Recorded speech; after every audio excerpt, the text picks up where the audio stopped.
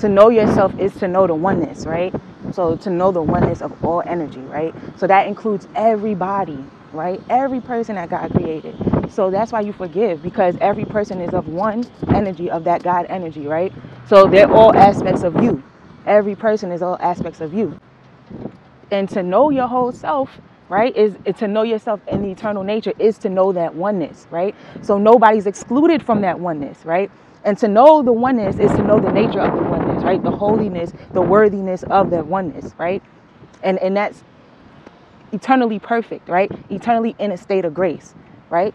You're forgiven by God. You're loved by God unconditionally, right? It's unconditional love. So we extend this unconditional love to every person. So every person is worthy of forgiveness, right? Every person is just as worthy as you are, right? They are not separate from you. We are of one energy. So you can't know yourself wholly, right, and completely in the eternal nature if you don't know everybody else and see everybody else in that same state of grace.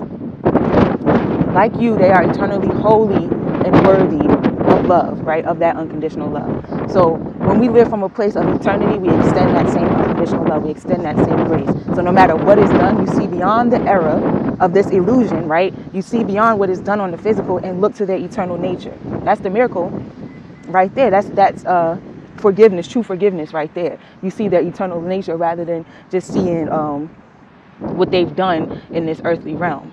And that gives you the strength, that gives you the ability to forgive and love unconditionally, right? But you need that in order to release yourself so that you can live in a state of eternal grace. So you can live from a state of oneness that you're supposed to live from. You know what I'm saying? We cannot even understand the state of grace and the state of complete faith unless you understand it for yourself and everybody else. You know what I'm saying? You have to, in order to see your innocence, you have to see their innocence, right? Everybody. Because they are you. We are of one energy, right? What is the nature of energy? It cannot be created or destroyed, right? That's the only thing we know physically in nature that has the same properties of God, right? And that's what flows through everything. You know what I'm saying? The energy flows through everything. It is you. It is them. It is us. There's no us and them. There's no separation. There's no separation from you from God, of you from God. You are an aspect of God. They are aspects of God, right? God is the one. God is the whole. God is the everything. You know what I'm saying? So you cannot know yourself in a state of grace, in a state of peace, in innocence, in unconditional love, unless you know everybody else in that same state, right? So it's imperative, it's most important that we forgive and love unconditionally. I did not say it was easy, you know, because it goes against the laws of this place, of this universe, of this density, of this physical. Why? Because this physical is of fear, it's not of love. We are of the eternal love, unconditional oneness, right?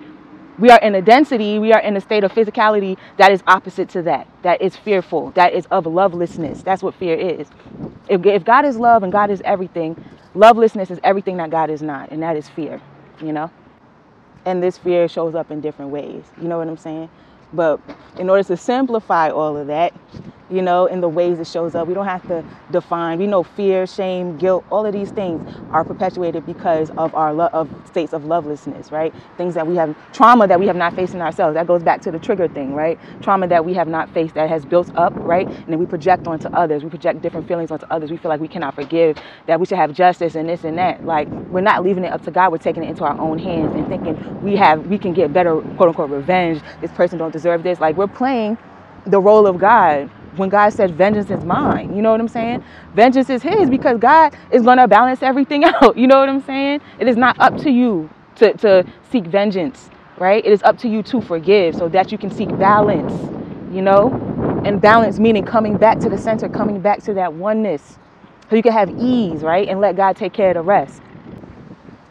Not because it's what you want, simply because it's what you want. It is because it's what you are, right?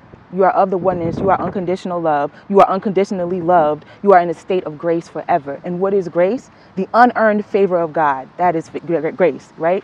So that's unearned favor of God. That's unconditional love. These are all the same things. But you're supposed to be living in that state. We are supposed to be living in that state. But in order to get to those places, we have to let go of what is lovelessness. We have to let go of fear. And in order to do that, we have to see everybody in their true nature. We have to see everybody as love. We have to forgive everybody and forgive ourselves. You know what I'm saying? In order to forgive ourselves, we face the demons that are inside of us. We face the fear that we have undertook, right? And in order to forgive everybody else, we forgive, we pardon the error that is on this worldly level and see them beyond their era, as their eternal self. And these are not just random things I'm telling you, right? These are things you know already. Your eternal self knows this already. Your higher self knows this already. You know this already, right? But sometimes we can get stuck in the density, stuck within the story, stuck within the avatar, when we're so much more than that. There's this woman on TikTok. I love her so much because I just love how her mind works, right? She talks about she was talking about the GTA avatars and how they're having these existential crises because they're AI and stuff like this. And she was like, what if that's us? That is most definitely us. You know what I'm saying? We are our higher selves, and we are in this avatar, And we're sitting here doing the same thing, having these existential crises. And it's like, it seems like, silly or whatever, but it's not. It's the reality. We're not just this, right? How do we know that, right? Because this is temporary. This ends. You don't end. If you're energy, you don't end. Energy cannot be created or destroyed. You always were. You come from the source. You know what I'm saying? But you're in a body that ends. You know what I'm saying? But you are energy. And you know that you are energy. We know this. So that means we have to be eternal. You know what I'm saying? So that means this has to be temporary. You know what I'm saying? So that means this is the vehicle. If we are energy, this is a vehicle. This is an avatar, The veil is thin at this time. We know what's up, And it's not thin because not thin because somebody's hiding it from it. Our vibration needs to raise because there are too many people stuck in the cycle of karma, coming back over and over again, doing the same things, So our vibration is rising. We're starting to tap into the things that we already know. We already know all of these things, It's rediscovering it now so we can live differently, so we can bring more love and light into the world, because that's exactly what you are, love and light.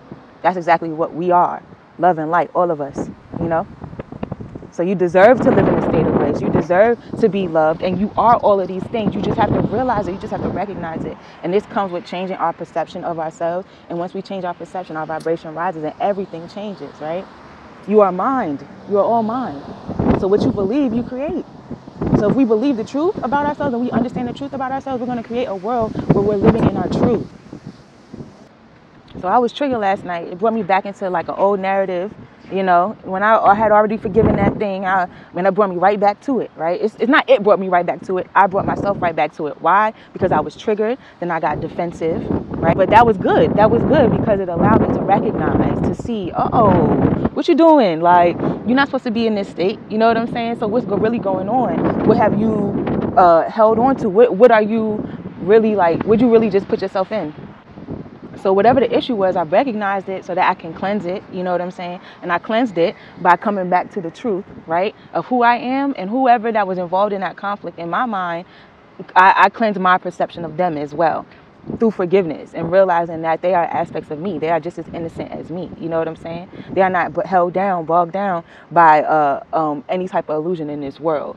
They are gods. They belong to God, just like I do, right? And in that sense, we are equal.